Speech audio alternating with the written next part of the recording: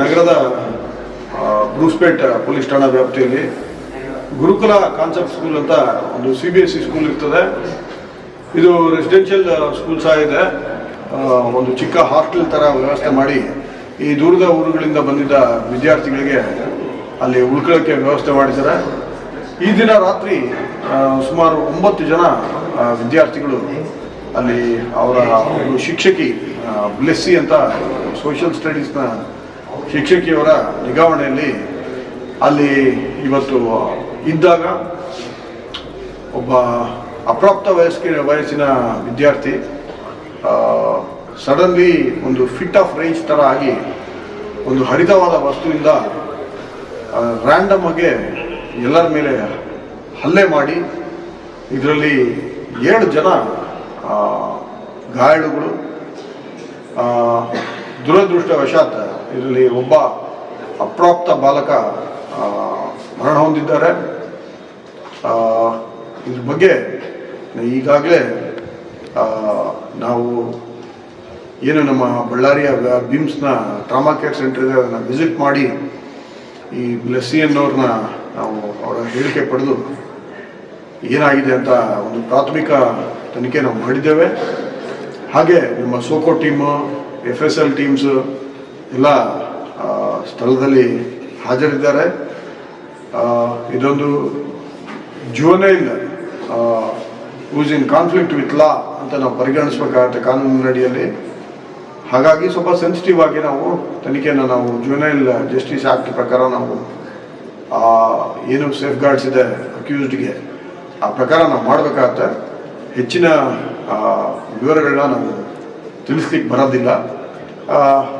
ಬಿಟ್ಟರೆ ನಾನು ಏನು ಈ ಅನ್ಫಾರ್ಚುನೇಟ್ ಇನ್ಸಿಡೆಂಟ್ನಲ್ಲಿ ಪ್ರಾಣ ಕಳ್ಕೊಂಡ ಆ ಹುಡುಗನ ಪೇರೆಂಟ್ಸ್ವರೆಗೂ ಸಹ ನಾವು ಮಾತಾಡಿದ್ದೇವೆ. ಅವರಿಂದನೂ ಸಹ ನಾವು ವಿವರವಾದ ಹೇಳಿಕೆಗಳನ್ನ ಪಡಿತೇವೆ. ಮುಂದಿನ ತನಿಖೆ ಮುಂದುವರಿಸ್ತೇವೆ. ಶಾಲೆಗೆ ಸಹ ನಾನು ಭೇಟಿ ನೀಡಿದ್ದೇನೆ. ಸಮಗ್ರವಾದ ತನಿಖೆ ನಾವು ಮಾಡಿಸ್ತೀವಿ.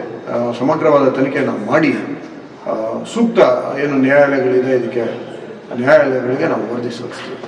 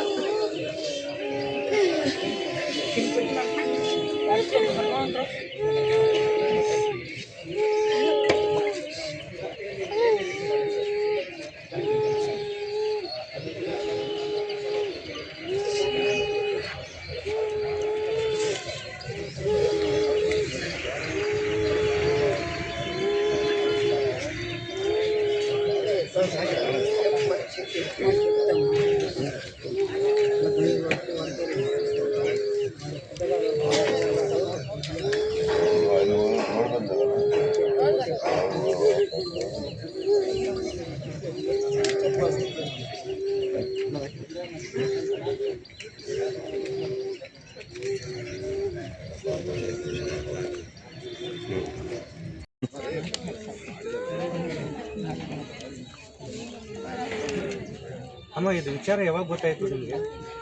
చెప్పు మాట్లాడు ఏడతో ಮಾಡ್ಕೊಂಡಿದ್ರೆ ಫೋನ್ ಬಂತು. ನಮ್ಮೂರಿಂದ ಯಾವಾಗನ್ನ ನೈಟು 10 ಮೇಲೆ ಫೋನ್ ಬಂದರೆ ನನಗೆ ಗಾಬರಿ ಆಗ್ತದೆ. ನಮ್ಮನ್ನ ತೆಗಿದಾರಲ್ಲ ನಿನ್ನೆ DSP ಸರ್ ಅಳಿಯ ತೀರ್ಕೊಂಡಿದ್ದಾರೆ ಅಂದರೆ ಅವ್ರು ಫೋನ್ ಬಂದಿರ್ತಾರೆ ಅಂತಂದರೆ ನಮ್ಮಕ್ಕೆ ಬಂದು ಶೆಟ್ ಮಾಡಿಸ್ಕೊಂಡಿದ್ದೆ. ಏನಂತ ಕೇಳಿದೆ, ಏನು ಮಂತ್ಗೆ ಸೀರಿಯಸ್ ಅಂದರೆ ಎಲ್ಲಿ ಪ್ರಾಬ್ಲಮ್ ಏನಂತ ನಾನು ಬರ್ತೀನಿ ಅಂದರೆ ಮಧ್ಯದಾಗ ದಾರಿನಾಗ ಯಾರೋ ಫ್ರೆಂಡ್ ಅಂತ ಹೇಳಿದ್ರು. ಅಮ್ಮ ಅಂದರೆ ಹೆಂಗೆ ಯಾವಾಗ ಫೋನ್ ಮಾಡಿ ಮಾತಾಡಿದ್ರು ಹೇಮಂತ್ ನಿಮ್ಮ ಜೊತೆಗೆ? ಬುಧವಾರ ಫೀಸ್ ಕಮ್ಮಿ 5000 ಐತೆ, ಅದು ಮುಗಿಸ್ರೆ ಎಕ್ಸಾಮ್ ಬರೆಸ್ತಾರಂದ್ರೆ ಅವಾಗ ಯಾರಪ್ಪ ಫೋನ್ ಪೇ ಹಾಕಿದ್ಬಿಟ್ಟು ಬುಧವಾರ ಲಾಸ್ಟ್ ಸರ್. ಹೆಂಗಿದಮ್ಮ ಓದೋದ್ರಲ್ಲೆಲ್ಲ? ಮಾಮೂಲು ಸರ್, ನನಗಿಷ್ಟ ಇಲ್ಲ ಅಲ್ಲಿ ఓదక్క మీరు డబ్బులు వేస్ట్ చేస్తారు అంత తెలుగు మీరు డబ్బులు వేస్ట్ చేస్తారమ్మా హాస్టల్లోనే ఏం బాగాలేదు, ఫుడ్ బాగాలేదు, చదువు కూడా మంది చెప్పరు, నాకు ఇష్టం లేదు చదువు ఊర్లోనే ఉంటాను అంటే నీకేమి పని చేసే చేత కదప్ప, వద్దు చదువుకో నీ ఇష్టమమ్మా, నాకు చదువు ఇష్టం లేదు, నేను ఇంట్లోనే ఉంటాను, ఆంధ్రాలోనే చదువుతాను, హాస్టల్లో ఉన్నాను, వద్దప్ప తమ్ముడు కొట్లాడతారు అక్కడే ఉండు ಅಂತ ಈಗ ಈ ಘಟನೆ ಆಗಿದೆ, ಈ ಥರ 9 ಗಂಟೆ ಮಗು ಹೊಡೆಯೋದಂದರೆ ಸಾಮಾನ್ಯ ವಿಚಾರ ಅಲ್ಲ. ಏನು ಹೇಳ್ತೀರಮ್ಮ ಇದ್ರ ಬಗ್ಗೆ? ಈ ಘಟನೆ ಏನು ಹೇಳ ಸರ್, ಇಂಥವು ನಾನು ಟಿ ವಿನಲ್ಲೇ ನೋಡಿದ್ದೆ, ಇದೇ ಫಸ್ಟ್ ಟೈಮ್ ನನ್ನ ಮಗ ಎಷ್ಟು ಒಬ್ಬನೇ ಇಬ್ಬರು ಮಕ್ಕಳು? ಈಗ ಏನಾಗಬೇಕಂತ ಆಗ್ರಹ ಮಾಡ್ತೀರಮ್ಮ ಅಮ್ಮ? ಈಗ ಈ ಥರ ಘಟನೆಗಳಾಗಬಾರ್ದು, 9 ಗಂಟೆ ಅದು ಅಷ್ಟು ಏನು ಸರ್, ಇನ್ನು ಯಾರು ಹುಡುಗರು ಹಾಸ್ಟ್ಲಾಗ ಬೇಡ, ಎಷ್ಟೆಲ್ಲ ಓದಿ ಸಾಕು, ಅವ್ರ ತಕ್ಕ ಇರ್ಬೇಕಂದ್ರೆ ನಿಮ್ಮ ಹೆಸರಮ್ಮ? ಅದು ಸ್ಕೂಲ್ ಮ್ಯಾನೇಜ್ಮೆಂಟ್ ನೋಡ್ಕೋಬೇಕಿತ್ತು, ಅವರು ಅವ್ನ ಮೆಂಟಲ್ ಪರಿಸ್ಥಿತಿ ಹಂಗಿದ್ದಾಗ ನೋಡ್ಕೋಬೇಕಿತ್ತು, ಮತ್ತು ನೋಡಿಲ್ಲ ಅವರು. ಘಟನೆ ನಡೆದೋಗೈತೆ. ಒಬ್ಬರನ್ನಾದರೆ ಏನನ್ನ ಅನ್ಬೋದು, ಅವ್ರಿಗೆ ಏನನ್ನ ಡಿಫ್ರೆನ್ಸಸ್ ಇದ್ದಾವೆ ಅಂತ. ಇವಾಗ 9 ಮಂದಿನ ಅಂದರೆ ಭಾರಿ ದೂರ ಹೋಯ್ತು ಅದು. ಹಂಗಾಗಿ ನಮಗೆ ಮಾನಸಿಕ ಆಗ್ಯದೆ, ಅವ್ರ ಬಗ್ಗೆ ಮಾನಸಿಕ ಆಗ್ಯದೆ, ಎಲ್ಲರ ಬಗ್ಗೆ ಮಾನಸಿಕತೆ. ನಮ್ಮ ಹುಡುಗೋಗ್ಯಾನಂತ ನಮಗೆ ಭಾರಿ ದುಃಖ ಐತೆ. ಈಗ ಮ್ಯಾನೇಜ್ಮೆಂಟ್ ನಿಮ್ಮ ಜೊತೆಗೆ ಯಾವತ್ತು ಮ್ಯಾನೇಜ್ಮೆಂಟಿಂದು ತಪ್ಪು ಅಂತ ಹೇಳಕ್ಕೆ ಇರಬಾರ್ದಲ್ಲ, ಕರೆಕ್ಟ್ ಅಂತ ಹೇಳಕ್ಕೆ ಹೋಗೋದಲ್ಲ. ಅವರು ಅಲ್ಲಿ ಇರೋ ಕೇರ್ ಟೇಕರ್ ಯಾರು ಇರ್ತಾರೋ ಅವರು ಸ್ಟಡಿ ಮಾಡಬೇಕು. ಆ ಹೊರ್ತು ಅವ್ರ ಮ್ಯಾನೇಜ್ಮೆಂಟ್ ಎಲ್ಲ ಇರ್ತಾರೆ, ಅಲ್ಲಿ ಕೇರ್ ಟೇಕರ್ಸ್ ಏನಿರ್ತಾರೋ ಅವ್ರನ್ನ ನೋಡ್ಕೋಬೇಕಾಗ್ತೈತೆ. ಅದು ಅವರು ನೋಡ್ಕೊಂಡಾರ ಇಲ್ಲ ನಮ್ಗೆ ಗೊತ್ತಿಲ್ಲ. ನಾವು ಹುಡುಗರನ್ನ ನಂಬಿಕೆ ಮೇಲೆ ಬಿಟ್ಟಿರ್ತೀವಿ. ನಿಮಗೇನಾಗ್ತದೆ ಹುಡುಗ? ನಮ್ಮ ಊರು ಹುಡುಗ, ನಾವು ಆ ಊರಿಗೆ ಸರ್ಪಂಚ್. ಹೆಂಗಿದ್ದೆ ಸರ್ ಹುಡುಗ ನಿಮ್ಮ ಜೊತೆಗೆ? ಒಳ್ಳೆ ಹುಡುಗ, ಭಯಂಕರ ಒಳ್ಳೆ ಹುಡುಗರು. ಮತ್ತೆ ನಾನು ಎಕ್ಸಾಕ್ರೇಷನ್ ಏನಿಲ್ಲ, ಭಯಂಕರ ಒಳ್ಳೆ ಹುಡುಗರು ಅವರು. ಹಿಂಗೆ ಏಕಾಏಕಿ ಊರ ಮಗನ ಕಳ್ಕೊಂಡಿರ್ತಾರೆ, ಅದು ದುಃಖ ಆಗ್ತೈತಲ್ಲ ನಮಗೆ.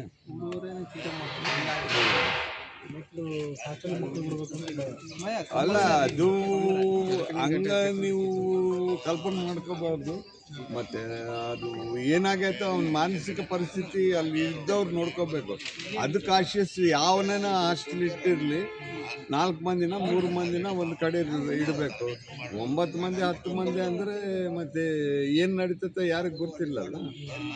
ಅದು caretaker must take care. ಕೇರ್ ಟೇಕರ್ನ ನೋಡಿಲ್ಲ ಅಂದರೆ ಇಂಥ ಘಟನೆಗಳೇ ನಡೆಯೋದು. ಅವನು ಅಲ್ಲಿ ಏನೈತೋ ಅವನು ಡ್ರಗ್ ಅಡಿಕ್ಟ, ಇನ್ನೊಂದು ನಾವು ಹೇಳಕ್ಕೆ ಬರೋದಲ್ಲ, ಹೌದಾ? ಹಂಗಾಗಿ ಒಳ್ಳೆ ಹುಡುಗನ ಕಳ್ಕೊಂಡಿವಿ. ನಮ್ಮ ಊರು ಹುಡುಗನ ನಾ ಎಲ್ಲಿಗೋ ಬೆಳ್ತಾನೆ ನಮ್ಮ ಹುಡುಗ ಅಂದ್ಕೊಂಡಿವಿ. ಹಿಂಗಾಗಿದೆ, ಭಾರಿ ದುಃಖ ಆಗ್ತಾಯಿತ್ತು ನಮಗೆ. ನನ್ನ ಮಗ ನೈಟು 11:30ಗೆ ಸಾರ್ ಫೋನ್ ಮಾಡಿದ್ದಾರೆ, ಹಿಂಗೆ ಸೀರಿಯಸ್ ಆಗಿ ನಾವು ಬಂದು ತಕ್ಷಣ ನಮ್ಗೆ ಗೊತ್ತಾಗಿದ್ವಿ ಮರ್ಡರ್ ಆಗಿದೆ. ಅದಾದಮೇಲೆ ಅದು ಕತ್ತಿತಲ್ಲಿ ಏನೋ ದಾಳಿ ಮಾಡಿದ್ದಾನಂತ ನಮಗೆ ಸಾಬೀತಾಯಿತು ಅದನ್ನು ನೋಡಿದ ಮೇಲೆ.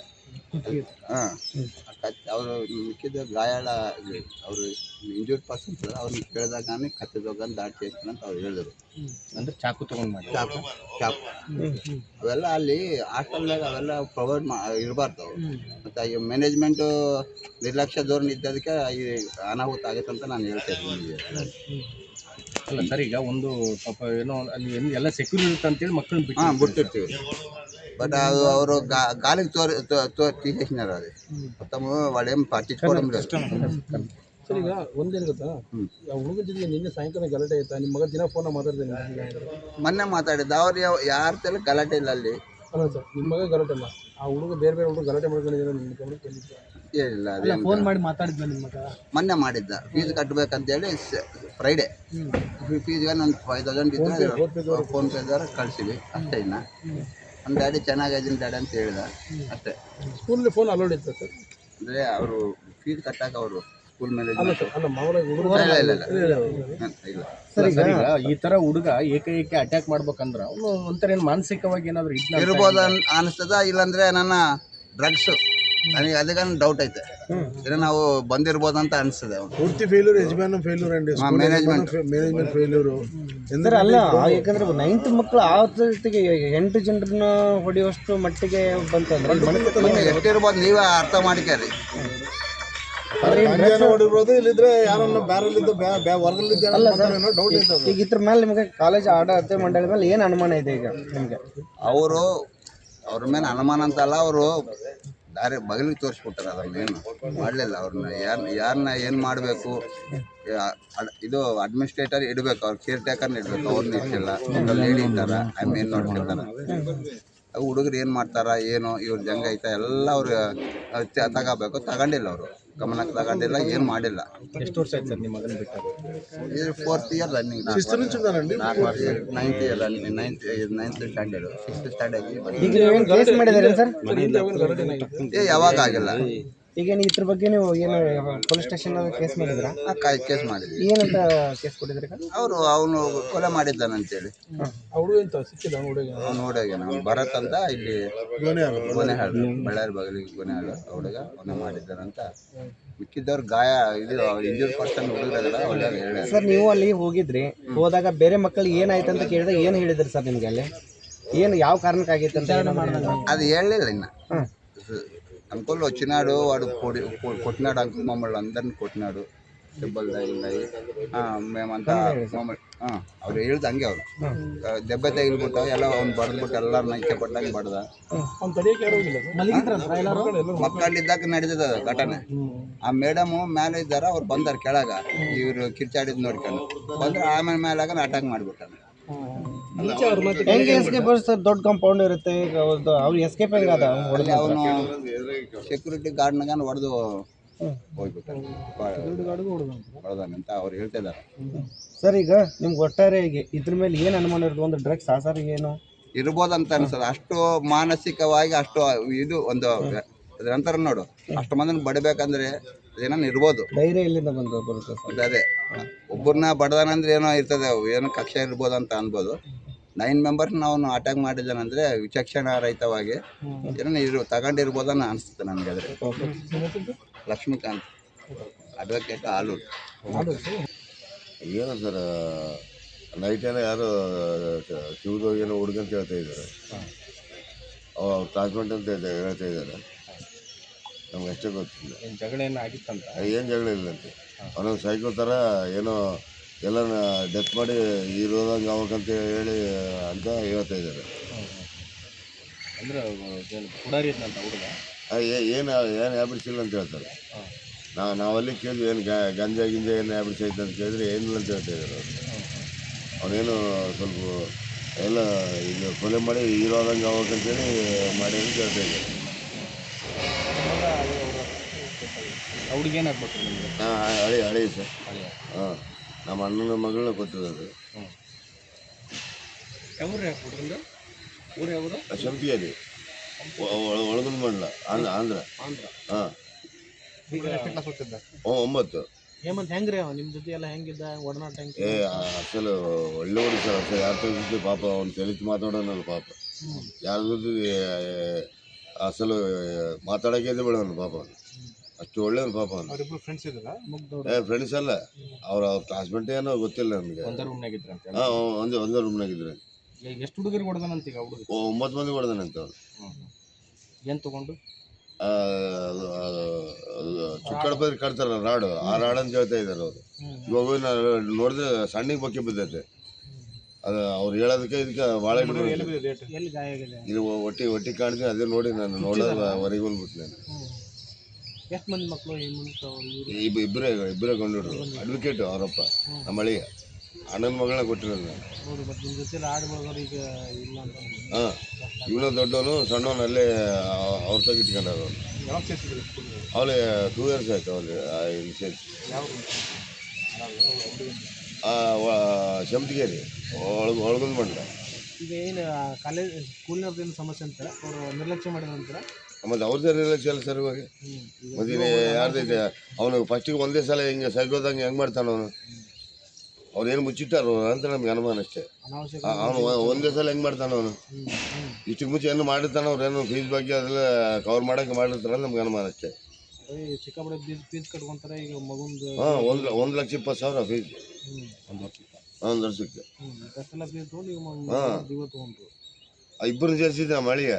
ಅವನು ಸಣ್ಣವಣ ಹಳದಕ್ಕೆ ಮನೆ ಕರ್ಕೊಂಡು ಹೋಗ್ಬಿಟ್ಟ ಅವನ್ನ. ನಮ್ಮಣ್ಣನ ಮಗ ಸೂಚಿ ಸೇರಿಸಿದ್ದು ಇಬ್ಬರನ್ನ. ಅವ್ರದ್ದು ಸೂಚಿ ಹಳದಕ್ಕೆ ಅವರು ಮನೆ ಕರ್ಕೊಂಬಂದ್ಬಿಟ್ರು. ಇದು ಅಂತೂ ಅದು ಸೈಕೋ ಥರ ಮಾಡಿರೋದು. ಅವರು ಮುಚ್ಚಿಟ್ಟಾರೆ ಅಷ್ಟೇ. ಏನಾಗಬೇಕಂತ ರಾಡಲ್ಲ ಅಂತಾರ ಅದು. ರಾಡಿದ್ರೆ ಸಣ್ಣಗೆ ಹೆಂಗೆ ಬೋಕೆ ಬರ್ತದೆ ಸರ್ ಅದು. ಇವಾಗ ನೋಡಿ ಬಂದಿಲ್ಲ ನಾನು. ಎಲ್ಲಿಂದ ತಂದಂತೆ ಆ ಹುಡುಗ? ಚುಕ್ಕಾಡು ಬದ್ರಿ ಅಂತ ಹೇಳ್ತಾ ಇದ್ದಾರೆ ಅವರು. ನನ್ನ ಹೆಸರು ನಾಗೇಂದ್ರ. ನಾನು ಸರ್ಪಂಚ್ ಆಂಧ್ರ ಬಾಪುರ.